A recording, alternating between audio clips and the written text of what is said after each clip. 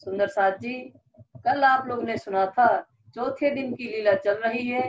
चौथे दिन की लीला के अंतर्गत स्वामी लालदास जी कहते हैं कि जब 11 वर्ष के हुए तब मन उपजो विचार, मैं कौन कहाँ से आया कहाँ है मेरो भरतार।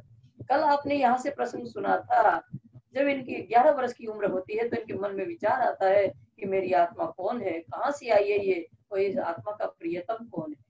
उस वहां उमरकोट में हर जगह ढूंढते हैं, पूछते हैं सबसे, तो परमात्मा सर्वोपरि जिनने सबको पैदा किया वो कहाँ रहते हैं। किसी ने कहा कि वो तो घट-घट है, आपके अंदर है, इनके अंदर, उनके अंदर, इस तरह से सारे संसार में व्याप्त है। तब देवचंद्र जी महाराज ने सोचा कि यही सिद्धांत सार तत्व मैं अपने अंदर रख लूं, और यही से श्रेष्ठ सिद्धांत है। और तो ऐसा सारे संसार में व्याप्त है, तो अब तो हम उनको खोज ही लेंगे, तो पास में निकट है। पर वहाँ एक मंदिर है पिंगल श्याम का, वहाँ प्रतिदिन जाते हैं। कल आपने श्रवण किया, घर से लोटा लेकर के जाते हैं नदी तालाब वगैरह में शुद्ध आकार करके, और वापस फिर आते हैं मंदिर में, तो एक पहर परिक्रमा लगाते हैं, दंडवत प्रणाम करते हैं, वहीं बैठते हैं। तो इस तरह से प्रतिदिन का कार्य चलता है। वे एक बार 13 वर्ष की उम्र में अपने पिता मत्तू मेहता के साथ भुज गए थे।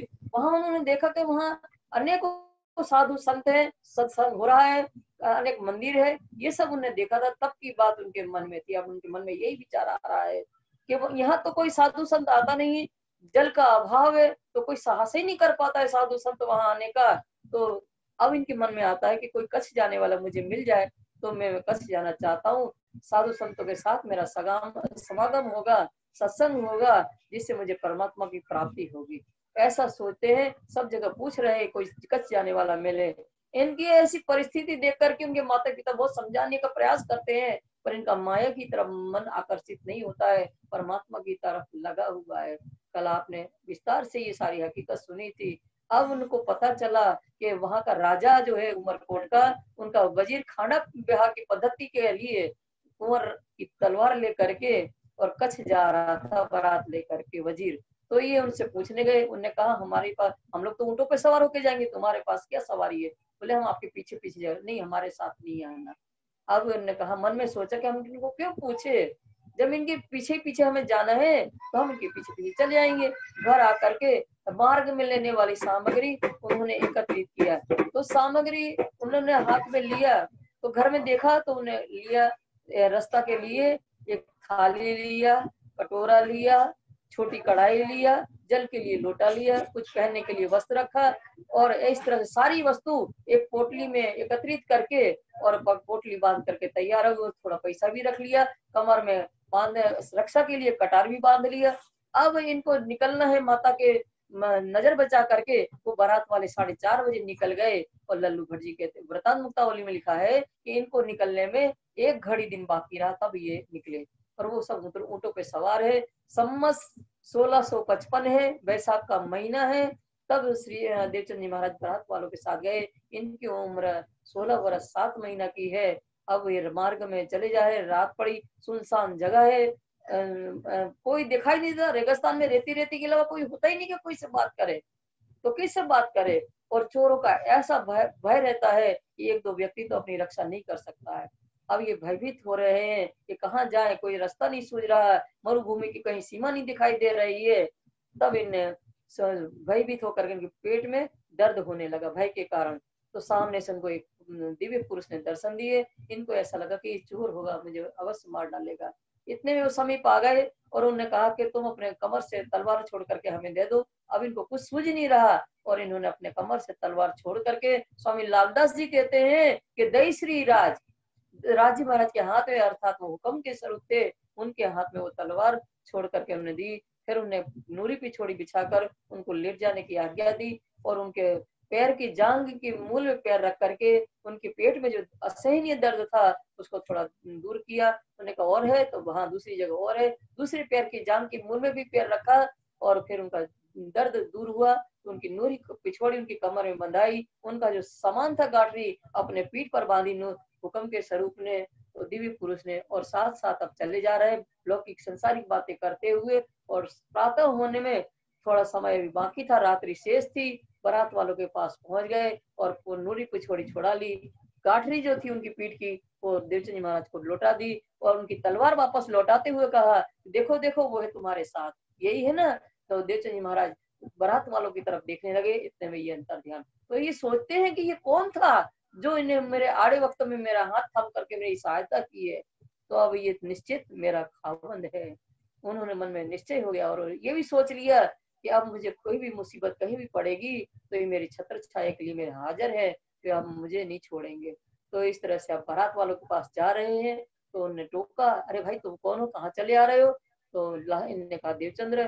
तो बारात वाले वजीर के पास ले गए जिनका नाम लालदास देसाई है।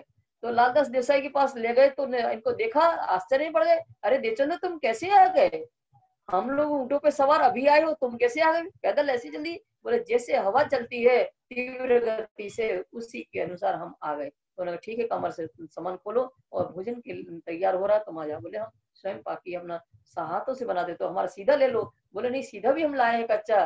तो उन्होंने कहा कि ये रिवाज हमारी नहीं है, और तुम हमारी जाति को, तो हमारे घर का जो अनाज है सीधा हमारे भंडार कक्ष से ले लो। तो उनका आग्रह पर उनके भंडार कक्ष से भोजन सामग्री लिया और पवित्रता के साथ देवचंद्र जी महाराज ने रसोई बनाई और फिर जिस स्वरूप का दर्शन पाया था उनको भोग अर्घवाया, भोजन अर्घवाया। उसके बाद फिर प्रसाद लेंगे। ये हमने कल बताया था कि बीतक जो है धर्ममय जीवन जीने की कला सिखाता है। हमारी सुभान श्यामा महारानी अंदर है, उनके अंदर वो रहनी बता रहे हैं कि किस तरह से रहना चाहिए। कि जब भोजन हमारे पास भोजन थाली आती है तो पहले परमात्मा को अर्घाओ, उसके बाद फिर भोजन करो। तो भोजन स्वरूप प्रसाद लेकर के फोड़ रहे, फिर आगे चलने के लिए सब तैयार हो गए। तो वजीर ने कहा कि 2 ऊंटों पर कितने सवार हो? उनके लोगों से पूछा, उन्हें 4, तो 5वां सवार के में इनको भी शामिल कर लो। और इस तरह से देवचंद जी महाराज बारात वालों के साथ भुजनगर आए, कच्छ में आ गए। और कच्छ में आकर के वो तो बराती अपने स्थान पर पहुंचे और अब ये कच्छ में परमात्मा की खोज करेंगे। आज आप सुनेंगे कि कच्छ के अंदर किस प्रकार परमात्मा की खोज कर रहे हैं। तो ये स्वामी लालदास जी कहते हैं कि कच्छ में अब आ गए हैं और परमात्मा की खोज कर रहे हैं। उस प्रसंग को आप सुनिए। कहाँ आए खोज करी सोई बताऊं इत, कहाँ आए खोज करी सोई बताऊं इत। स्वामी लालदास जी कहते हैं कि कच्छ में आकर के परमात्मा की खोज किस प्रकार कर रहे हैं, वो प्रसंग या इस प्रकार में बताया जा रहा है। लगे खोज करने बैठे त्योरे जाए। अब वो परमात्मा की खोज करते करते एक मंदिर में पहुंच गए। मंदिर में साधु संत वहां बैठे थे मान लो, तो वहां उनके बीच में पहुंच गए। चर्चा को पूछत वे प्रतिमा को ठहराए, वे प्रतिमा को ठहराए। वो लोग चर्चा कर रहे थे परमात्मा की। तो देवचंद्र जी महाराज ने उनसे प्रश्न किया कि पूर्ण ब्रह्म परमात्मा कहाँ है, वो कहाँ रहते हैं जो सर्वोपरि, जो सबको पैदा किया है। तो उन लोगों ने उनके यहाँ मंदिर में जो मूर्ति थी उस मूर्ति के बारे में कहा कि ये मूर्ति जो पूजा है, राजा पृथु ने विग्रह मूर्ति पूजा चलाई है। विग्रह मूर्ति पूजा जो है राजा पृथु ने चलाई है। और जो भी मनुष्य अंतर आत्मा से श्रद्धा पूर्वक इनको हृदय में धारण करता है, उनको ये मूर्ति जो है फिर परमात्मा की पहचान करवाती है। उन्होंने इस तरह से देवचंद्र जी महाराज को परमात्मा ने बताया। कहा मन माने नहीं रहन आवे नजर, रहना आवे नजर। उनकी बातों से इनका मन संतुष्ट नहीं हुआ। इस तरह से परमात्मा प्राप्त करने का मार्ग जो है उन पंडितों की, जो वहां के मंदिर के थे ना मान लो, उनकी बातों से उनको समझ में नहीं आया। इस तरह से परमात्मा नहीं प्राप्त हो सकते हैं। कोई दिन रहे दिन में फिर उठे खोज ऊपर रहे। कुछ दिन देवचंद जी महाराज मंदिर में उन महंतों को चर्चा सुनते रहे, वहां बैठे रहे। उनका मन नहीं संतुष्ट हुआ तो फिर से दूसरी जगह परमात्मा की खोज करने के लिए चल पड़े। आए खोजे सन्यासी है बड़े डिम्बधारी है, खोजते खोजते सन्यासियों के पास पहुंच गए, जो सन्यासी बड़े डिम्बधारी आडंबर पूर्ण जीवन जीने वाले ऐसे सन्यासी बहुत लगाते हैं। ऐसे अनेक तरह की कला करके वो सन्यासी जीवन यापन करते हैं। ऐसे सन्यासियों के बीच में पहुंच गए। आम पूजे तिनको आवे खलक सारी है, आम पूजे तिनको आवे खलक सारी। आम माने कच्छ के जो लोग थे वो उनको पूजते थे। वहां के जो लोग हैं बहु मात्रा में वहां आते थे, उनको सम्मान प्राप्त होता था। इस सन्यासी को कहाँ जाए के खोजिया कहे जानत है हम सब, और उन सन्यासियों के बीच में पहुंच करके देवचंद्र जी महाराज ने परमात्मा के बारे में पूछा। खोज किया। तो सन्यासी कहते हैं कि हम परमात्मा के बारे में सब कुछ जानते हैं, पर हम ऐसा आपको नहीं बताएंगे। तो कैसे बताएंगे? देवे नाम सुमरन निश्चय करते रहो तुम। निश्चय कर ग्रहो तुम। हम पहले आपको परमात्मा का नाम स्मरण करने के लिए दीक्षा मंत्र देंगे। उस दीक्षा मंत्र को आप विश्वास पूर्वक अपने हृदय में धारण कर लो, तब हम आपको परमात्मा के बारे में बताएंगे। और चर्चा करें दत्त की, लिया नाम सुमरन लिया नाम सुमरण, चर्चा करें दत्त की। वो सन्यासी क्या करते हैं? दत्तात्रेय ने 24 गुरु किए थे, उन 24 गुरुओं की ये लोग कथा करते हैं। और एक उन्होंने लिया नाम सुमरण। तो कौन सा मंत्र दिया? तो वृतांत मुक्तावली में लिखा है कि ओमकार का मंत्र इनको दिया। तो इस तरह से दत्तात्रेय कौन है? तो दत्तात्रेय की कथा जो है मार्कंड पुराण में इस प्रकार लिखी है। दत्तात्रेय जो विष्णु के 24 अवतार होते हैं, उसमें से एक अवतार दत्तात्रेय का भी है। उनकी कथा इस प्रकार है कि एक कोढ़ी ब्राह्मण था। एक कोढ़ी ब्राह्मण था, उसकी पत्नी जो थे ब्राह्मणी, वो पतिव्रता थी। तो ब्राह्मण जो था वेश्या पर दृष्टि रखता था। तो अपने पति की इच्छा को पूर्ण करने के लिए वो ब्राह्मणी जो पतिव्रता थी, वो अपने पति को कंधे पर बिठा करके रात्रि के समय वेश्या के यहाँ ले जा रही थी। अंधेरी रात थी, कुछ दिखाई नहीं दे रहा था। मार्ग में मंडव्य ऋषि जो है तप कर रहे थे, अंधेरी रात कर रहे थे मार्ग में। तो ध्यान कर रहे थे, अभी उनका ध्यान कर रहे थे।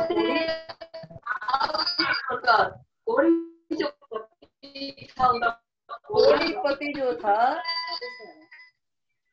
माइक बंद करो दीप्ति सबके।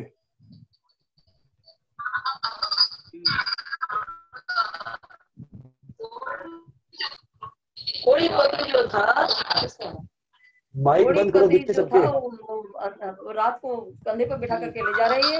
मार्ग में मांडव्य ऋषि ध्यान कर रहे हैं, तप कर रहे हैं। तो कोढ़ी पति जो था, उसका पैर मांडव्य ऋषि को लग गया। कोढ़ी पति जो था, मार्ग में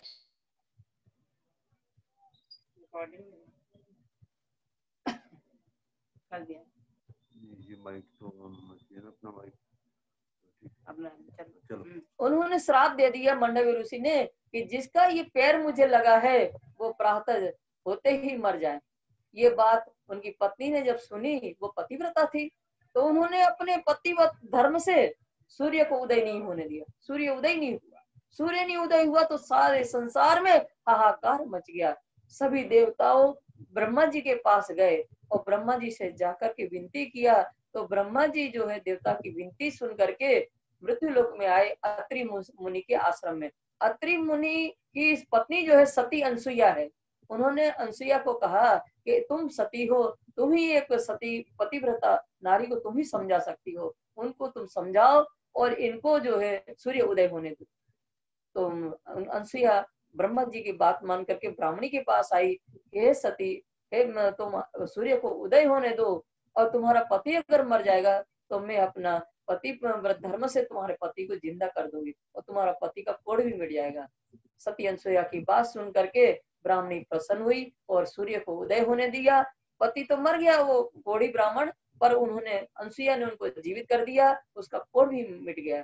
तब सभी देवताएं जो है मिलकर के अनसुईया के पास आए और कहा कि तुमने हमारा काम कर दिया इतना बड़ा, मांगो तुम अपने क्या मांगती हो। तो उन्होंने कहा ब्रह्मा विष्णु महेश मेरे को से पैदा हो।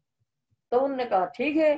तो ब्रह्मा जी सोम हुए, शंकर जी दुर्वासा हुए और विष्णु भगवान दत्तात्रेय के नाम से जाने गए। तो इस तरह से विष्णु का अवतार जो है दत्तात्रेय का अवतार है।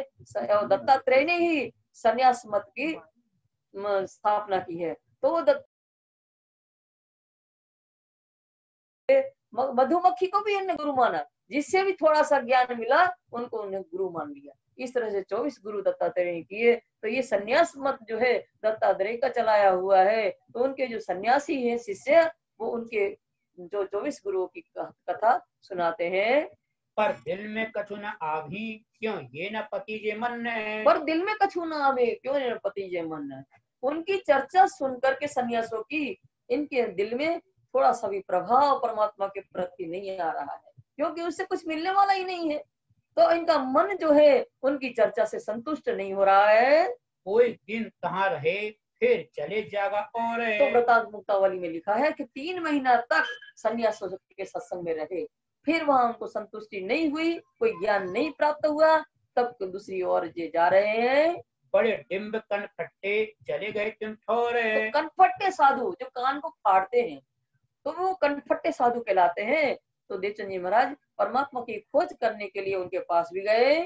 वे राजगुरु कहावी बहुत चेले तिनके। और वे राजगुरु, कच्छ के राजा के गुरु होने से राजगुरु कहलाते हैं कनफट्टे साधु। तो वहां उनके बहुत शिष्य थे कच्छ के अंदर कनफट्टे साधुओं के। कच्छ देश ताय मान ही जाए पहुंचे इनमें। अब कच्छ देश जो है, कच्छ के लोग जो है कनफट्टे साधु को बहुत सम्मान देते थे, तो उनके बीच में देवचंद जी महाराज पहुंच गए थे। कोई दिन कहाँ रहे साफ न हो अंदर। अब कुछ दिन उन कनफट्टे साधु के पास भी रहे, चर्चा सुनी, पर उनकी चर्चा का प्रभाव उनके हृदय में नहीं पड़ा और साक्षी के अभाव में परमात्मा की कोई पहचान नहीं हो पाई। ऊंची चर्चा तिनकी कछ न पड़े खबर। और उनसे भी चर्चा के दौरान परमात्मा के बारे में पूछा, पर उनकी चर्चा के अंतर्गत परमात्मा की कोई भी जानकारी उपलब्ध नहीं हो पाई। फिर बैरागी कापड़ी में रहे कोई दिन। फिर बैरागी कापड़ियों के पास देवचंद्र जी महाराज पहुंच गए और कोई दिन माने 15 दिन वहां रहे। बैरागी कापड़ी से चर्चा करते हुए तो बैरागी कापड़ी वाले कहते हैं हम तो हिंगलाइट देवी को मानते हैं। हिंगलाइट देवी जो है धर्म अर्थ काम और मोक्ष को देने वाली हिंगलाइट देवी है, इसके सिवा कोई सामर्थ्यवान नहीं है। वो ऐसा बैरागी कापड़ियों ने कहा उनसे, और हम तो इनको तो 15 दिन वहां रहे हैं। वस्तु न देखी तिनमें पर इंद्री पसमन। बड़े इंद्री पसमन, वस्तु न देखी तिनमें। बैरागी कापड़ियों के पास भी कोई तत्व ज्ञान की बात इनको प्राप्त नहीं हुई, और वो तो इंद्रियों मन के बस में है। इंद्रियों को अच्छा अच्छा देखना चाहिए, अच्छा अच्छा खाने को चाहिए, अच्छा अच्छा सुनने को चाहिए, उसी इंद्रियों के स्वाद में ही मगन है, उनके पास में रहे। और मन चंचल है, वो मन के अधीन है। ये ऐसे ये बैरागी कापड़ी वाले थे। इन भात मस्जिद में मुल्ला की करी सोबत। इन भात माने इस प्रकार खोजते खोजते देवचंद्र जी महाराज मस्जिद में चले गए और मस्जिद में जाकर के वहां का जो मौलवी था उनसे भी सत्संग किया। तो मौलवी ने कहा कि भाई हम तो एक खुदा अल्लाह ताला परवरदिगार को मानते हैं, ये हमें ज्ञान जो है शरीयत का ज्ञान मोहम्मद साहब ने दिया, और मोहम्मद साहब ने एक खुदा अल्लाह ताला को पूजने की बात कही है। और उनने 5 ऑर्डिनेंस बताए हैं मोहम्मद साहब ने कि पहले तो तौहीद का कलमा, जकात, रोजा, हज करना और नमाज पढ़ना 5 बार, ये हमें नियम बताए हैं, तो हम वही करते हैं, उसी से हमें खुदा ताला की पहचान होगी। कहाँ कछु न पाव ही कोई दिन रहे चित्त। तो ऐसा शरीयती ज्ञान में उनकी आत्मा को संतुष्टि नहीं हुई, परमात्मा की प्राप्ति का वहां साधन नहीं दिखा। तो कुछ दिन मौलवी के पास रह करके सत्संग किया, पर फिर वहां से चल पड़े। और ब्राह्मण भेष करी और भेष सब ठोरे। और ब्राह्मण भेष में अनेक भेषों में सुसज्जित ब्राह्मणों के पास, अनेक रूप रंगधारी साधुओं के पास भी परमात्मा की खोज करने के लिए वहां उनके पास गए। मेहनत करिए की जोर खोज ही फेराते, परमात्मा की खोज करते हैं, इधर उधर सब जगह जाते हैं, जहां भी पता चलता है यहाँ सत्संग हो रहा है सदगुरु देवचंद जी महाराज वहां जाते हैं। इस तरह से परमात्मा को प्राप्त करने के लिए अत्यधिक मेहनत कर रहे हैं। कई कसौटी करी दुल्हन सो भी हम सब सही वास्ते, तो हमारे वास्ते हमारी सुभान श्यामा महारानी ने परमात्मा को प्राप्त करने के लिए जो हमारा धाम दूल्हा, हमारा प्रियतम जिससे छड़ करके हम आए हैं, उनकी खोज करने में कई अनेकों कष्ट सहन किए हैं। फिर कहाँ से भुज नगर आए इस शहर में। कहाँ से भुज नगर, कहाँ से कच्छ है। कच्छ जो है वो बहुत बड़ा कच्छ है राज्य, उसकी राजधानी भुजनगर है। तो वहां 4 वर्ष तक देवचंद्र जी महाराज ने कच्छ में परमात्मा की खोज किया, जगह जगह जाकर के। तो 4 वर्ष वो और 4 वर्ष भुजनगर में हरदास जी के पास रहेंगे। इस तरह से कच्छ के अंदर 8 वर्ष हरदास जी महाराज रहेंगे। जब इनकी उम्र 16 वर्ष 7 महीना की थी, तब ये अपने घर से निकले थे बारात वालों के साथ में। 16 में 8 मिलाओ तो 24 वर्ष होते हैं, और 7 महीना ऊपर से तो 25 वर्ष में इनको ब्रज के दर्शन होंगे, और फिर 26वें वर्ष में नौतनपुर में जा करके भागवत कथा श्रवण करेंगे। तो इस तरह से 8 वर्ष तक कच्छ में रहेंगे। तो कच्छ के अंदर उन्होंने 4 वर्ष खोज करने के बाद कच्छ के अंतर्गत ही भुजनगर शहर है, जो कच्छ की राजधानी कहते हैं, वहां पहुंच गए और वहां हरदास जी रहते हैं। वहाँ हरिदास जी रही सोबत से। और है वहाँ हरिदास जी रहते थे। हरिदास जी क्या है, ये उमरकोट के रहने वाले हरिदास जी हैं। उमरकोट में ये राजा के यहाँ दीवान काम करते थे, दीवानगिरी का लिखा पढ़ी का काम करते थे। और मत्तू मेहता ने भी इनसे दीक्षा मंत्र लिया था, कृष्ण भक्त थे, दीक्षा मंत्र हरिदास जी से उन्हें लिया था। एक बार हरिदास जी का मन ऐसा आया कि मैं वृंदावन जाऊं, तो वहां से काम छोड़ करके राजा के यहाँ का और वे वृंदावन गए। तो वृंदावन में एक हरिदास जी और हैं जो तानसेन के गुरु हैं। उन्हों से इन हरिदास ने दीक्षा मंत्र लिया और दीक्षा मंत्र लेकर के बांके बिहारी की मूर्ति वहां से लेकर के आज भी वहां हरिदास जी का मंदिर है वृंदावन में। कभी उस तरफ जाना तो देखना, हरिदास जी का मंदिर के नाम से ही जाना जाता है, कृष्ण की प्रतिमा है उनके अंदर। तो हरिदास जी के वहां से दीक्षा मंत्र जो तानसेन के गुरु है उनसे लेकर के और वहां से बांके बिहारी की मूर्ति लेकर के फिर से उमरकोट आ गए। और उमरकोट आ गए तो इनका मन जो है परमात्मा में लगा हुआ है, 12 वर्ष बाद आए परमात्मा में लगा है। पर वहां उमरकोट का राजा इनको परेशान करता है कि तुम हमारे यहाँ आकर के फिर से नौकरी कर लो। अब इनका मन तो परमात्मा में लगा, राजा परेशान करता था, इसलिए इन्होंने उमरकोट छोड़ करके ये भुजनगर आ गए थे हरिदास जी। और हरिदास जी इनके गुरु हैं मत्तू मेहता जी के। तो जब भी व्यापार के लिए आते हैं तो हरिदास के यहाँ आते ही हैं अवश्य। तो हरिदास ने पहले से कहा कि मेरा एक पुत्र है और वो हमें छोड़ करके चला गया है। जब इनके यहाँ हरिदास जी के यहाँ आए देवचंद्र जी महाराज, तो हरिदास जी ने इनके आगमन के समाचार हरिदास वहां उमरकोट भेज दिए मत्तू मेहता के पास। तो अब हरिदास के पास रह रहे हैं। राधा वल्लभी सेवक कारक आत्म में। और हरिदास जी राधा वल्लभी संप्रदाय के अनुयायी थे और जो परमात्मा की पूजा जो करते थे वो आत्म कल्याण की भावना से करते थे, किसी को दिखाने के लिए नहीं करते थे। सेवा श्री बांके बिहारी की करे सखी भाव धर्म में। सेवा बांके बिहारी की करे सखी भाव धर्म में। तो सेवा कैसे करते थे बांके बिहारी की? सखी भाव। बांके बिहारी को अपना आत्मा का प्रियतम मानते थे और उनको अपने को स्वयं को उनकी अंगना मानते थे। ऐसा सखी भाव से उनको अपने आत्म कल्याण की भावना से सेवा धर्म का पालन करते थे। रहे तिनकी सोबत में देखी सेवा की प्रेम देखी सेवा की प्रेम। देवचंद्र जी महाराज उनकी सोबत में, हरिदास जी की सोबत में, उनकी सत्संग में रहते हैं और देखी सेवा की प्रेम। उन्होंने देखा कि हरिदास जी प्रेम से सेवा करते हैं, दिखाने के लिए नहीं करते, आत्म कल्याण की भावना से सच्चे दिल से बांके बिहारी की सेवा करते हैं। साचा देखा तिनको सेवक है अतिने में। तो उन्हें साचा देखा तिनको, देवचंद्र जी महाराज ने देखा कि सच्ची भक्ति है इनके अंदर और प्रेम से सेवा करते हैं, ये उन्होंने भाव देखा। जब ऋतु गर्मी की आवे तब सेवा तिन माफक। तो इन्हें देखा देवचंद्र जी महाराज ने कि जब गर्मी की ऋतु आती है तो उसी के अनुसार वो सेवा करते हैं, उसी के अनुसार गर्मी के अनुसार ही सेवा का प्रबंध पहले से कर लेते हैं। सुंदर साथ जी हम आपको बताना चाहते हैं वही भाव से पद्मावती पुरी धाम में भी सेवा होती है, पद्मावती पुरी धाम में भी भाव से ही सेवा होती है। सुंदर साथ जी अभी गर्मी चल रही है, आप देखना जो होली आती है, होली की पंचमी से, गर्मी मार्च के महीना में होती है होली, तो तभी से सफेद वस्त्र चारों मंदिरों में होती है। सफेद क्या है? वस्त्र ठंडक प्रदान करता है शरीर को, मुलायम मुलायम सफेद वस्त्र मलमल के और उसमें लेस लगा करके सुंदर भाव से चारों मंदिरों में सेवा होती है। और जल वगैरह ठंडा, राजी महाराज को अरोगाने के लिए हर प्रकार की ठंडक हो। पहले तो ये वगैरह पंखा वगैरह की व्यवस्था नहीं थे, तो हाथ के पंखा जो डोरी वैसे खींचने वाली होती थी वो पंखा लगाए जाते थे। मंदिरों में चारों तरफ खस की टटियां लगाई जाती थी। ये भाव की सेवा। आज हमारे सुंदर साथ संपन्न हो गए तो सभी मंदिरों में एसी लग गए, कूलर लगे बड़े बड़े, तो आज भी वो होती है ऐसे ही हरिदास जी। और जब ठंडी आती है सुंदर साथ जी तो पद्मावती पुरी धाम में ठंडी के हिसाब से सेवा होती है।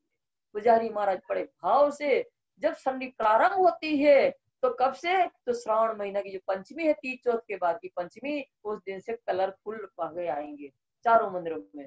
जरी की अच्छी अच्छी सुंदर सुंदर पोशाक, क्योंकि उस समय वर्षा चालू हो जाती है, अगस्त का महीना रहता है तो बारिश शुरू हो जाती है, ठंडक हल्की हल्की ठंडक आ जाती है, तो हल्की हल्के वो जो जरी की पोशाक के कपड़े हैं वो पहनाए जाते हैं। उसके बाद ठंडी थोड़ी थोड़ी बढ़ती है तो सनील के वाघा वस्त्र रहते हैं, मखमल के वेलवेट के जो वाघा है वो धारण किए जाते हैं।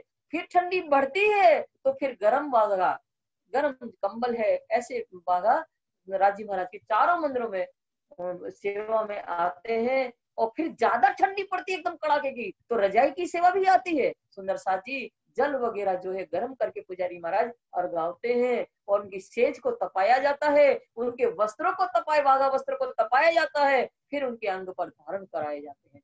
सुंदर साथ जी ऐसी भाव की सेवा पद्मावतीपुरी धाम में आज भी होती है। हमारे पुजारी गण जो है बड़े भाव से पहले राजी महाराज के चरण दबाएंगे, उसके बाद उनका उठापन होगा। छत्रसाल महाराज को साथ में लेकर के फिर उठापन करते हैं। तो ऐसी भाव की सेवा वहाँ बिहार जो है हरदास जी वो भी वहाँ ऐसी सेवा कर रहे हैं। ठंडक करे हर फांसों, आगा समय ऋतु ताकत है। आगा समय ऋतु ताकत है। ऋतु का आने वाली है, गर्मी आने वाली है और गर्मी तेज पड़ने वाली है, तो पहले से ही उस हर प्रकार से ठंडक का प्रबंध कर देते हैं। ठंडे अच्छे मुलायम आगा वस्त्र और हर प्रकार का ठंडक परमात्मा को हो, इस प्रकार की पहले से व्यवस्था कर लेते हैं। और जाड़े की ऋतु में गर्मी का करें इलाज। और ठंडी की ऋतु आती है तो हरिदास जी परमात्मा को गर्मी कैसे प्राप्त हो वैसी सारी सुविधा करते हैं। सीढ़ी जलाते हैं, परमात्मा के सामने रख देते हैं। आज भी हमारे यहाँ है बड़ी बड़ी, एक राजी महाराज के सन्मुख रख दी जाती है और एक पुजारी महाराज के सामने। पुजारी महाराज भी हमारे यहाँ 4 बजे प्रातः उठ करके आते हैं कड़कड़ाहट की ठंडी में कि उंगली बाहर नहीं निकल पाती है, तो जमीन में पैर रखो तो वो हो जाता है, चुन जैसे हो जाते हैं पैर। ऐसी ठंडी में तो उनके पास भी एक कोयला की सिगड़ी रखी रहती है। तो ये भाव से तो हरदास जी ऐसे सेवा करते हैं। अब ये वस्तु करो चाहेगी मुझे आज। तो ये सेवा जब करते हैं हरिदास जी तो चिंतन करते हैं। चिंतन और चितवन में सुंदर साथ जी बहुत अंतर है। तो ये सेवा करने में चिंतन करते हैं कि आज मुझे सेवा में कौन सी वस्तु की आवश्यकता पड़ेगी, वो इंतजाम पहले से करते हैं। चितवन क्या होता है? परमात्मा के स्वरूप में खो जाना, वो होता है चितवन। और ये चिंतन क्या है कि कोई भी वस्तु हम करना होता है तो उसका हम पहले चिंतन करते हैं और चिंतन के अनुसार उस वस्तु की हम पूर्ति करने के लिए सोचते हैं। तो ये हरिदास जी जो है सेवा करते हुए चिंतन करते हैं कि आज मुझे सेवा में कौन सी वस्तु की आवश्यकता पड़ेगी, उसका इंतजाम पहले से कर लेते हैं। स्नान करें दिन में 2-4 वक्त। स्नान करें दिन में 2-4 वक्त। पवित्रता, शरीर की पवित्रता, देह शुद्धि के लिए 2-4 बार स्नान करते हैं। तो क्यों करते हैं स्नान?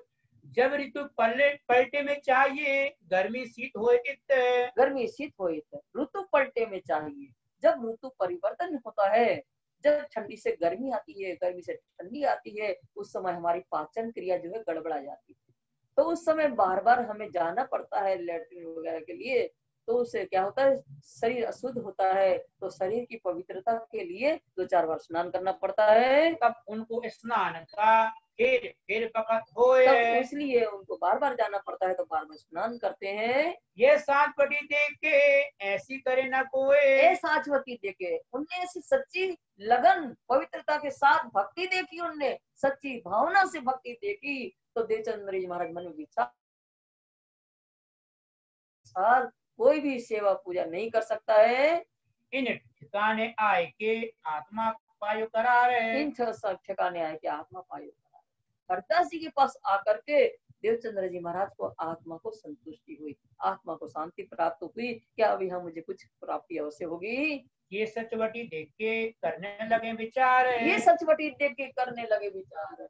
हरदास जी की ऐसी सच्ची भक्ति देख करके, ऐसी प्रेममय भक्ति देख करके, ऐसी पवित्रतामय भक्ति देख करके और मन में विचार करने लगे। क्या विचार करने लगे? मैं सेवा करूं इनकी वस्तु ग्रहण से। मैं सेवा करूं इनकी वस्तु ग्रहण से। उन्होंने विचार किया ऐसे सच्चे गुरु की मैं सेवा करूं। ऐसा नहीं सोचा उन्होंने कि जैसा हरिदास जी करते ऐसा ही मैं करने लगूं, ऐसा नहीं। ऐसे सच्चे सदगुरु की हम सेवा करेंगे तो ऐसे गुरु की कृपा से हमें वो तत्व ज्ञान मिलेगा, वो ब्रह्म ज्ञान प्राप्त होगा। तब लगे सेवा करने शहीद की सोबत में। तब उनकी सोबत में रह करके ऐसा विचार करके देवचंद्र जी महाराज हरिदास जी की सेवा करते हैं। हरिदास जी की क्या सेवा करते हैं कि उनको रात को सोते समय बर्तन उनके पूरे मान देंगे, उनका चौका लगाएंगे, उनके यहाँ पानी भरेंगे।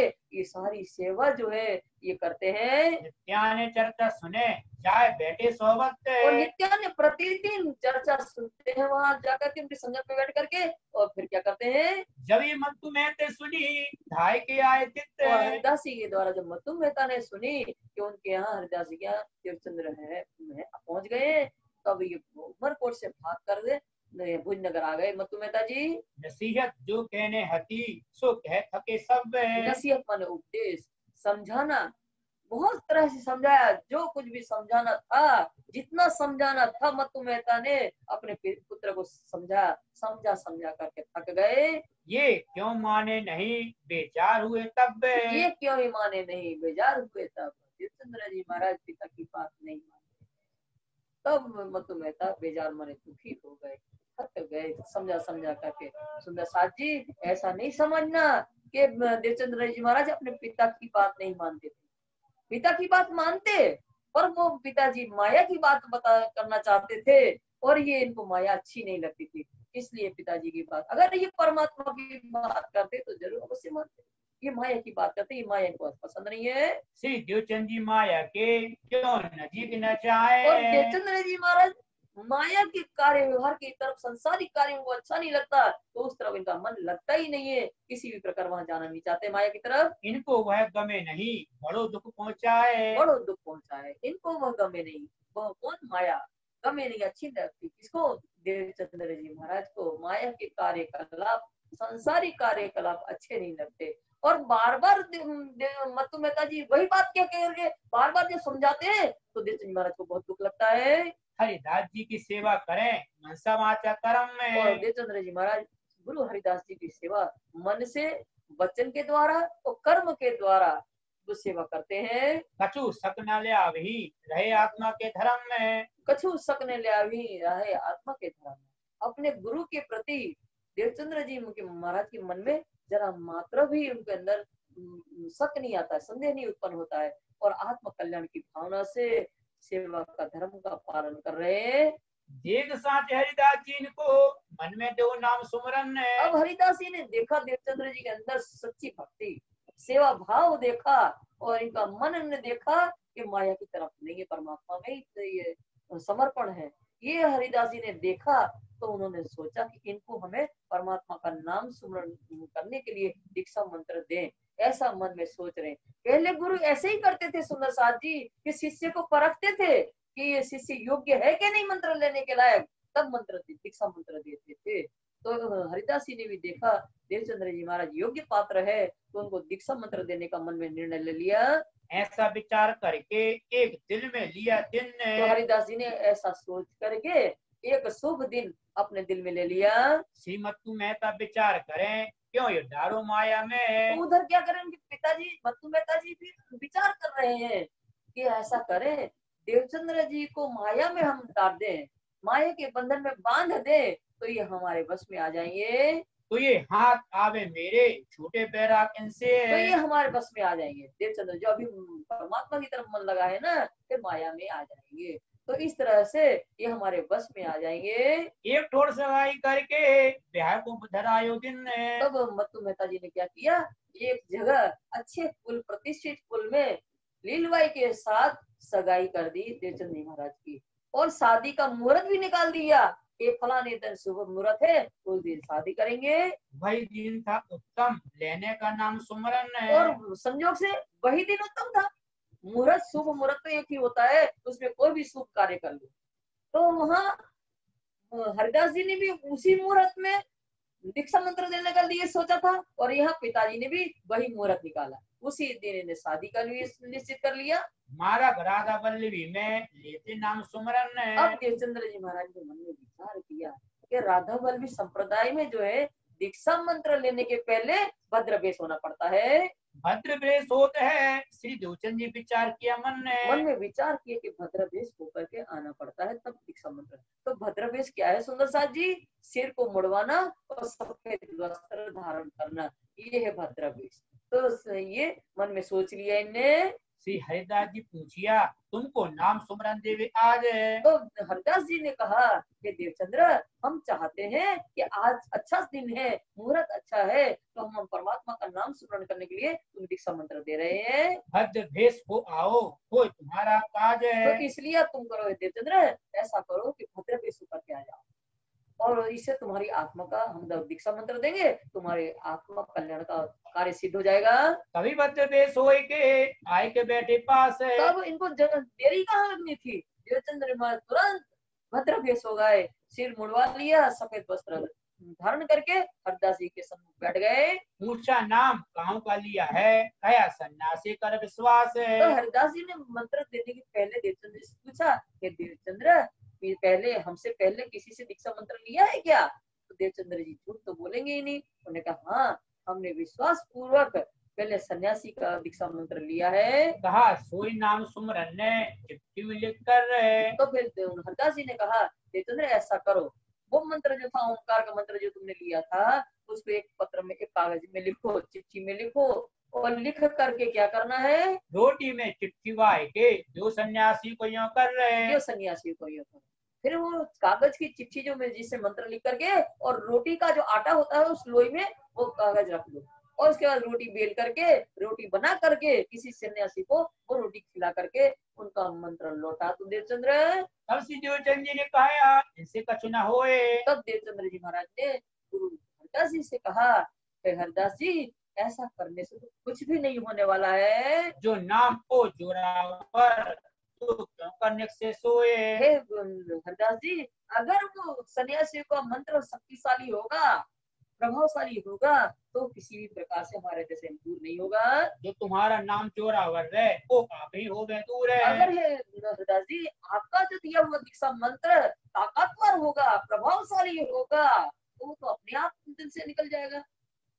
ये तो अर्थ ऊपर का, ये आम का मजकूर ये है। आम का मजकूर है। गुरु जी, हरदास जी, ऐसा तो ये अर्थ ऊपर का कि रोटी बना करके और मंत्र उसमें डाल करके और सन्यासी खावा कर लौटा दो, ये तो ऊपर का अर्थ है, बाह्य अर्थ है। ये साधारण लोग ऐसा करते हैं, जो ना समझ रूढ़िवादी लोग होते हैं, वो ऐसा कार्य करते हैं। सुने ऐसी बात हरिदास जी, बड़ो जो पाए सुख है। बड़ो जो पाए सुख है। देवचंद्र जी महाराज की ऐसी विवेकपूर्ण बात को सुन करके हरिदास जी बहुत प्रसन्न हुए।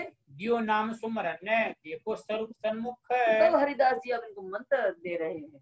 मंत्र देते हुए कहते हैं कि देवचंद्र जी, जो कृष्ण की मूर्ति है ना, प्रतिमा, उनकी तरफ देखो, ध्यान करो इनका। जो हम मंत्र देंगे तो उनकी तरफ देख करके और उनका ध्यान करते हुए इस मंत्र का स्मरण करना है। भजमन श्री वृंदावन ने कुंज विहारी नित्य विलास है। भजमन वृंदावन कुंज विहारी नित्य विलास, ये मंत्र दिया।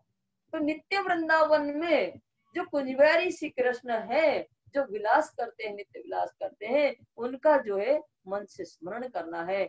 इसका भाव ये है। तो ये मंत्र उनने दीक्षा मंत्र देवचंद्र जी महाराज को हरिदास जी ने दिया।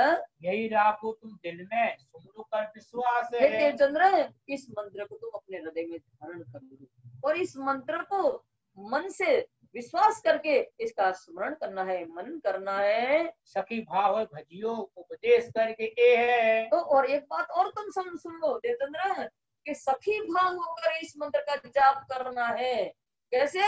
तुम अपना आप को अपनी अंगना और वो तुम्हारा प्रियतम है, ये भाव तुम ध्यान में रखना।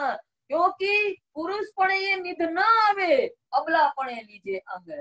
पुरुष में अहम भाव होता है और स्त्री में समर्पण की भावना होती है। इसलिए हे देवचंद्र, तुम सखी भाव होकर के ही अपने आप को उनकी नाम समझ करके ही इस मंत्र का जाप करना। इस तरह से उनको उपदेश दे करके घर जाने की अनुमति दे रहे हैं। विदा गई जिस घर को देखा मत तुम्हें तते है। अब वहां उन्हें जाने की अनुमति दी। घर पहुंचे देवचंद्र, इनके ऐसे स्वरूप को देखा मत्तु में तब पिता ने कि ये तो भद्र भेष में है, तो क्या करने लगे? भद्र भेष देख के करने लगे शोर। तो इनका भद्र भेष देख करके, इनका तो सिर मुड़ा हुआ है, सफेद वस्त्र पहने, ये देख करके शोर मचाने लगे, चिल्लाने लगे, मत्तु मेहता जी ये कैसो काम कियो, चाहिए सिंगार स्टोर है। हे देवचंद्र, ये तुमने आज कैसा स्वरूप धारण किया है, और तुम्हें तो आज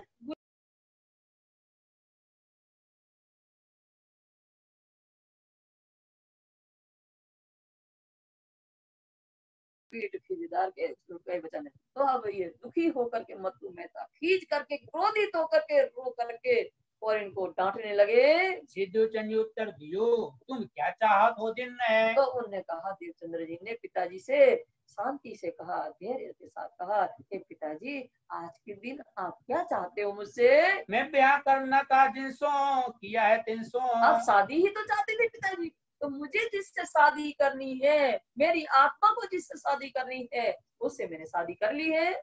मैं तो तुमको बर्जिया, मेरे काम नहीं इनमो। मैंने तो आपके पिताजी पहले ही आपको रोका था कि संसारिक कार्य व्यवहार में मेरा काम नहीं है, ये संसारिक शादी ब्याह से मेरा कोई लगाव नहीं है। ऐसे में ब्याह हुआ, खटपट नित होए। ऐसी परिस्थिति में देवचंद्र जी महाराज का लीलबाई के साथ शादी हुई और इनका ऐसी भावना दे करके घर में खटपट होती है। तो उन्होंने कहा है, वृत्तांत में लिखा है कि सम्मत 1660 है, इनकी उम्र 21 वर्ष 7 महीना की है, तब इनकी शादी हुई और उसी समय इनको दीक्षा मंत्र भी मिला है। श्री देवचंद जी हरिदास जी की सेवा करते हैं सोए। श्री देवचंद्र जी हरिदास की सेवा करते, अब इनकी शादी भी हो गई लीलबाई के साथ, पर फिर भी जैसे पहले सेवा करते थे अपने गुरु हरिदास जी की, उसी के अनुसार ये सेवा करते हैं। रहे सोबत हरिदास की 2 फेर रात लगे है। तो हरिदास जी सत्संग में बैठते हैं दोपहर रात 6 से 9, 9 से 12 बजे तक, दोपहर रात तक हरिदास जी की सत्संग में बैठ करके ये चर्चा सुनते हैं। चर्चा और कीर्तन में गुजरान करते हैं। तो इस तरह से वहां बैठ करके चर्चा सुनते हैं परमात्मा की और कीर्तन करते हैं। इस तरह से समय को व्यतीत करते हैं रात को 12 बजे तक। रहे पोर घर अपने, तीसरी रात रहे जब पोहर रहे। एक पोहर रात्रि घर में रहते हैं, 12 से 3 बजे तक सिर्फ एक पोहर रात्रि अपने घर में रहते हैं। जब एक पोहर रात्रि बाकी रह जाती है 3 से 6 की, तब उस समय क्या करते हैं? श्री हरिदास जी के मंदिर प्रदक्षिणा देवे मेहनत अति जोर है। देवे मेहनत अति जोर है। उस समय सवेरे 3 बजे, रात को 3 बजे उठ के चले जाते और 6 बजे तक एक और हरिदास जी के घर के चारों तरफ परिक्रमा लगाते हैं। क्योंकि हरिदास जी को जब पता चला कि ये बर्तन मांजते हैं, झाड़ू लगाते हैं और चौका भी लगाते हैं, तो उन्होंने कहा कि ये सेवा हम तुमसे नहीं करवा सकते हैं। तो फिर उसको सेवा छुड़ा ली। तो हम रात्रि के उठ करके हरिदास जी के घर की परिक्रमा लगाते हैं। एक दिवस हरिदास जी एक दिन क्या हुआ, हरिदास जी देह कारण क्रिया के लिए, बाथरूम वगैरह करने के लिए रात्रि के उठे थे। ऊपर झरोके से देखिया, कहा कौन फिरत कौन करत जे। कहा कौन फिरत कौन करे। तब झरोके से उन्हें देखा, ऊपर पटानी के झरोके से देखा कि ये कौन शख्स है, कौन से उद्देश्य से मेरे घर के चक्कर काट रहा है। रात पिछली पैरी थे, घर पीछे फिरत थे। घर पीछे हरिदास जी मन में विचार कर रहे हैं कि अभी एक और रात्रि बाकी है, 3 बजे का समय हो गया है अभी, और एक और रात्रि बाकी है। ये कौन सा शख्स ऐसा है जो मेरे घर के पिछवाड़े फिर रहा है? ये कौन शख्स आयु कहाँ रहे देखते दीदी कौन व्यक्ति है, वो कहाँ से आया है? और ये सब देख करके झरोखा में खड़े हैं, तो सोच रहे हैं। तब हरिदास जी टोकिया, कौन शख्स हो तुम? तो हरिदास जी ने फिर टोका, अरे भाई तुम कौन हो? तब श्री देवचंद जी उत्तर दिया, आए हम। तब देवचंद्र जी ने कहा कि गुरु जी हम आए हैं यहाँ। स्वर पहचाने हरिदास जी, आए श्री देवचंद जी तुम कितने? तो हरिदास जी ने पहचान लिया स्वर, ये देवचंद्र है। तो उन्होंने बुला करके कहा कि देवचंद्र, इस समय तुम यहाँ कहाँ आ गए हो? खोल द्वार घर में लिए, तुम क्यों आए इस वक्त? तो उन्होंने दरवाजा खोला और देवचंद्र जी महाराज को अंदर बुला लिया और पूछा, हे देवचंद्र, इस समय तुम यहाँ कैसे आ गए हो? अभी जवाब श्री देवचंद जी दिया, सुनिए आप वचन। तो देवचंद्र जी महाराज हरिदास जी को जवाब दे रहे हैं, हे गुरु जी मेरी बात कृपा करके सुनिए आप। रात खबर मुहे ना परी, मैं जाने दिन। रात अभी बाकी है, ये मुझे पता ही नहीं चला। मैंने सोचा गुरुजी के सुबह प्रार्थना हो गया है, इसी भ्रम में ही मैं चला आया हूँ। सेवा करे न जना भी अपनी आत्म के कारज, सेवा करे न जना भी अपनी आत्म के। सुंदर साथ जी बीतक हमें रहनी सिखाती है, धर्ममय जीवन जीने की कला सिखाती है कि सेवा करे न जना भी। और हम क्या करते हैं? सेवा करके बोर्ड लगवा देते हैं कि हमने इतनी सेवा करी। अगर मंदिर के कर्मचारी या कोई भी ट्रस्टी हमारा नाम न लिखे बोर्ड में, तो हम लड़ जाते हैं कि हमने इतनी सेवा की, हमारा नाम क्यों नहीं लिखा। स्वामी जी कहते हैं वहाँ कीर्तन वाणी में कि अशुभ कर्म जेम नित्य लई जाए, शुभ कर्म नाम न लई जाए, गोप साधन कीजिए ते माटे जेम जीवने सुख पहुंचो थाए। हे सुंदर साथ जी, अशुभ कर्म जो होता है वो हम निंदा करते हैं, कोई अशुभ कर्म करता है उसकी, उस व्यक्ति की हम जब निंदा करते हैं तो उसके अशुभ कर्म मिट जाते हैं। हम महिलाएं खास तौर किसी की निंदा करेंगे और फिर कहते हैं अरे क्या हम क्यों उनके पाप धोए, चलो छोड़ो, पूरी बात कह लेंगे, उसकी बुराई कर लेंगे, फिर लास्ट में कहते अरे काय को उनके पाप धोते। तो वाणी में कहा अशुभ कर्म ये नित्य कर ले जाए, जो अशुभ कर्म करता है व्यक्ति उसको अगर कोई निंदा करता है तो उसके कर्म सब छूट जाते हैं, और शुभ कर्म नाम ना ले जाए। हम कोई शुभ कार्य करते हैं, दान पुण्य वगैरह करते हैं और हमने अपना नाम लिखवा दिया, नाम करवा लिया, तो वो सब हमारा मिट जाता है। गोप साधन कीजिए ते माटे, इसलिए गुप्त रूप से दान करना चाहिए, गुप्त तरीके से शुभ कार्य करना चाहिए, जिससे आत्मा को वो सुख जो प्राप्त होता है। तो इस तरह सेवा करे, न जनावी करे आत्म गरज, आत्म कल्याण की भावना से सतगुरुदेव चंद्र जी महाराज सेवा करते हैं। दिखावे नहीं काम को, समझावे अपना मन ने। किसी को नहीं दिखाने के लिए सेवा नहीं कर रहे, वो तो अपना मन को संतुष्ट कर रहे हैं कि मैं अपने गुरु की सेवा कर रहा हूँ, आत्मकम से उनकी सेवा करूंगा तब तो मुझे तत्व ज्ञान प्राप्त होगा, ऐसा मन को समझाते हैं। और इस तरह से किसी को दिखाने के लिए सेवा नहीं कर रहे हैं। श्री हरिदास जी सुन के कही है माफक परवान है, कही है माफक परवान। हरिदास जी ने देवजी महाराज की बात सुनी तो कही है माफक परवान। परवान माने सत्य, परवान माने ठीक। ठीक मन ने सोचा सुन के हरिदास ने, ठीक है ये जो कहता है वही ठीक होगा। ये नित्य प्रदक्षिणा दे घी और दिन की तरह सेवा जा रहे हैं। उनको तो समझ गए कि ठीक है, ये कह रहे हैं कि हम ब्रह्म में आ गए, सवेरे के धर्म में आ गए हम, मुझे रात पता नहीं था, ठीक ऐसे ही होगा। पर ये देवचंद्र स्वामी लालदास जी कहते हैं प्रतिदिन गुरु के घर की परिक्रमा लगाते हैं और दिन की सेवा प्रत्यक्ष रूप में करते हैं देवचंद जी महाराज। एक दिन हरिदास जी के सेवा में होशियार है, एक दिन हरिदास जी मगन होकर के सतर्क होकर के बांके बिहार की सेवा कर रहे हैं। आगे सीधे चंद जी बैठे थे खबरदार और है, आगे उनके सामने ही वो सेवा कर रहे हैं ध्यान से। तो देवचंद जी महाराज वही सतर्क होकर के बैठे उनकी सेवा को देख रहे हैं। तब एक शख्स को मारा बिच्छू ने चोर है। उसी समय एक व्यक्ति को बिच्छू का डंक जो है, जोरदार बिच्छू का डंक मार दिया। तिन्ने आकार में चैतन्य कछु न राइश ठोर है, इनके आकार में, आकार बने शरीर में चेतनता नहीं रही। जिसको बिच्छू ने काटा था उस व्यक्ति मरणासन जैसा हो गया, उसके शरीर में प्राण नहीं रहे, ऐसा हो गया। चार जने पकड़ के आए खड़ा कई समय द्वार तो है, उस व्यक्ति को चार लोगों ने पकड़ करके और हरदास जी के द्वार के सामने लेटा दिया। और शख्स जो संग के सो करने लगे पुकार है, और साथी जो उनके साथ में थे उस व्यक्ति के, तो जो से कुछ स्वर में पुकार करने लगे, हरिदास जी हरिदास जी हरिदास जी, इस तरह से कुछ स्वर में पुकार करने लगे। आए बाहर हरदत देखिया हरदास जी समय, आज द्वार देख के बाहर आकर के हरिदास जी ने देखा तो वो व्यक्ति वहाँ लेटा हुआ था। हाथ मूंछों पर फेरते हुआ चैन समय, और हरदास जी ने मूंछों पर हाथ फेर करके मंत्र फूका तो उस व्यक्ति का जहर जो था बिच्छू का धीरे धीरे उतरने लगा। फेर के दूसरी बेर हाथ मूंछों पर फेरा जोर है, तब दूसरी बार में मंत्र बड़ा जोर से और मूंछों पर हाथ फेर करके फूंक मारी तो उसका जहर उतर गया। तब आकार चेतन हो के खड़ा रहा समय ठोर और है, आकार चेतन हो गया, जो निष्प्राण हो गया था आकार शरीर उनका, वो बिच्छू का जहर उतरने से चेतनता आ गई और वो खड़ा हुआ। तीसरी बेर फेरते जुड़ने लगे जब तीसरी बार जब मुझ ऊपर हाथ फेर करके मंत्र फूका तो जरा मात्रा भी जोड़ दिया, क्योंकि अब विष रह ही नहीं गया था शरीर में, विष उतर गया था, पीड़ा अब शरीर में नहीं थी। जहर का चूना रहा दंडवत किया तब उसके अंदर जहर नहीं रहा बिच्छू का, तो वो चेतन खड़ा होकर के तो हरदास जी के दंडवत प्रणाम किया। सबों ने सलाम कर रहे स्तुति करी बनाए, तो सबने सलाम किया, सब जो उनके साथ जो व्यक्ति आए थे तो उन सबने हरदास जी को प्रणाम किया और हरदास जी की बहुत प्रशंसा किया। जीव दान तुमने दिया तुम्हारी बड़ाई कहीं न जाए, तो प्रशंसा करते हुए वो कह रहे हैं कि हे महाराज आपने तो इनको जीवन दान दिया, आपने तो ये तो मर चुका था, नहीं तो आपने जीवन ऐसा परोपकार काम किया है, पुनः इसको जन्म दिया है, आपकी महिमा हम किस मुख से करें। तब श्री हरिदास जी ने कहा श्री देवचंद जी सो वचन ने। तब ये उन लोगों की बात सुन करके हरिदास जी ने देवचंद्र जी से कहा, क्या कहा? श्री देवचंद जी बड़ो मंत्र है, ये राहुल तुम्हारे तन है। हे देवचंद्र, ये होगा तुम्हारी मंत्र है, बहुत बड़ा मंत्र, प्रभावशाली है। हम चाहते हैं देवचंद्र इस मंत्र को भी तुम धारण कर लो।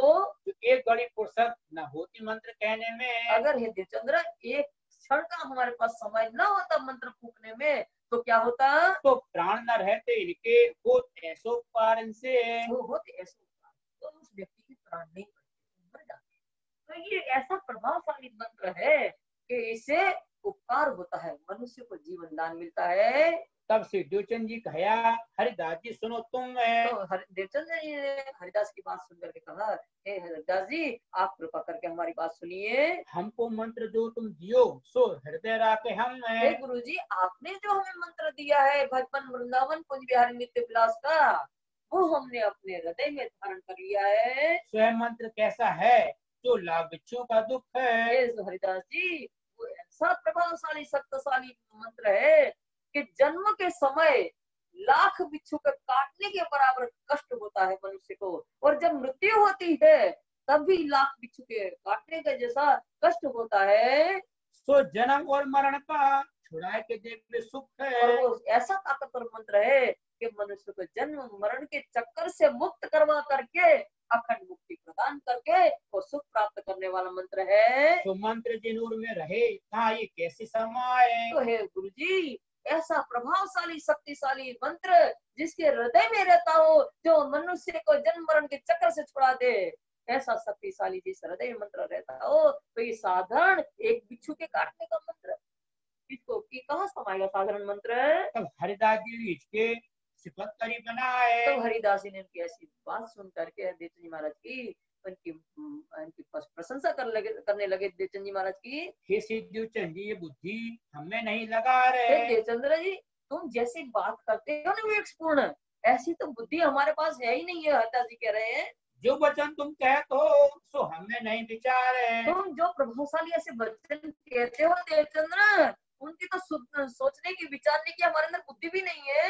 इन भात कई पीत के भाई माए भूल नगर रहे। तो इस प्रकार ऐसी कई अनेकों घटनाएं भुज नगर के अंदर घटित हुई है। श्री देवचंद जी सेवा करें पड़े न काम खबर रहे। और देवचंद्र जी महाराज हरिदास जी की सेवा करते हैं पर किसी को जानकारी नहीं होने देते अपनी सेवा की। एक दिन फिरते घर को देखे झरोके पर रहे। तो एक दिन फिर पकड़े गए, रोज आते थे तो प्रतिदिन और झूठ बोला थे गुरु से, आज तो पकड़ा गया। एक दिन हरिदास जी ने झरोके से देख लिया कि देवचंद्र जी मेरे घर के परिक्रमा लगा रहे हैं। देखा श्री देवचंद जी फिरते बुला लिए ऊपर रहे। तो उन्होंने देखा देवचंद्र जी को परिक्रमा लगाते हुए, उन्होंने घर में ऊपर बुला लिया। मैं जाने तुम एक दिन भूल के रात को आए। देवचंद्र, तुमने उस दिन कहा था, मैं भूलवश आ गया, मुझे ऐसा पता चला कि सूर्य उदय हो गया तो हम आ गए। तुमने ऐसा कहा था, तुम्हारी बात पर विश्वास कर लिया था देवचंद्र, पर आज तो ये पता चल गया कि तुम प्रतिदिन आते हो। ये तूने फिरत हो मैं ये मेहनत सही न जाए। तुम प्रतिदिन आते हो, मुझे पता चल गया, और तुम्हारी किस तरह की सेवा करते हो तुम, ये मेहनत मुझसे सहन नहीं होती है। तुम मौसो कहा कहत हो क्या मांगा तुम मुझसे। देवचंद्र, इस तरह की सेवा करके तुम मुझसे क्या चाहते हो, क्या मांगते हो मुझसे। मौसो तुम कहते हो मैं दूं तुम्हें। हे देवचंद्र, तुम निश्चय निसंकोच होकर के मुझे कह दो तुम्हें क्या चाहिए, कौन सी वस्तु तुम्हें चाहिए, मैं तुम्हें अवश्य दूंगा। तब श्री हरिदास जी ने कहा मैं तुम्हें दूं बाल मुकुंद। अब ये कुछ नहीं बोले, क्या बोलते सामने नीचा सर करके खड़े हैं। तब हरिदास जी ने कहा हे देवचंद्र, ऐसा करो, मेरे पास दो मूर्तियां हैं, एक बाकी बिहारी जी की है और एक बाल मुकुंद की है। तो हम ऐसा करते हैं देवचंद्र, तुम्हें बाल मुकुंद की प्रतिमा देते हैं, इनकी सेवा तुम करो जो पावो आनंद है। तो उस बाल मुकुंद की मूर्ति को तुम अपने घर ले जाना और घर में उनको पधरा करके तुम उनकी सेवा करना बाल मुकुंद की, जिससे तुम्हारी आत्मा को आनंद होगा। तब श्री देवचंद जी कहा जो आज्ञा तुम्हारी होए। देवचंद्र जी कहा गुरु जी आपकी जो आज्ञा होगी वो हम सिरोधार्य करेंगे। सो हमें करनी कर सेवा जो सोए। हम वही करेंगे जो आप हमें आदेश देंगे, वही हम सेवा कार्य करेंगे। श्री मोहम्मद कहे साध जी यह भी तक भोजनगर श्री है। मोहम्मद ईश्वर स्वामी लालदास जी कहते हैं कि ये भुजनगर का वृतांत आप लोगों ने सुना, अभी भुजनगर का वृतांत और भी बाकी है। आगे इनके और कहो भी तक पहचान पर रहे। आगे इसके और भी प्रसंग है भुजनगर का। स्वामी लालदास जी कहते हैं बीतक पहचान पर। कौन सी पहचान? स्वयं बाल मुकुंद जी सदगुरु देवचंद्र जी महाराज की स्वरूप की पहचान करवाएंगे।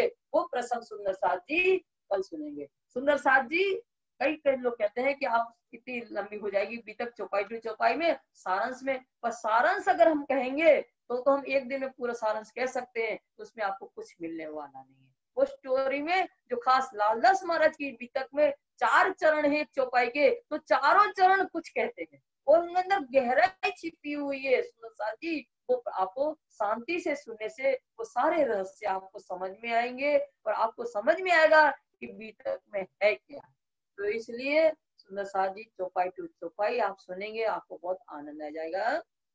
बीतक पहचान पर रहे। बीतक पहचान पर श्री मोहम्मद का ये साथ जी। श्री मोहम्मद कहे साथ जी यह बीतक भोजनगर है। यह बीतक भुजनगर। आगे इनके और कहो आगे ये और कहूँ बीतक पहचान पर है। बीतक पहचान पर बीतक पहचान पर है। बीतक पहचान पर। बोलो श्री प्राणनाथ हरे हाँ, राम जी।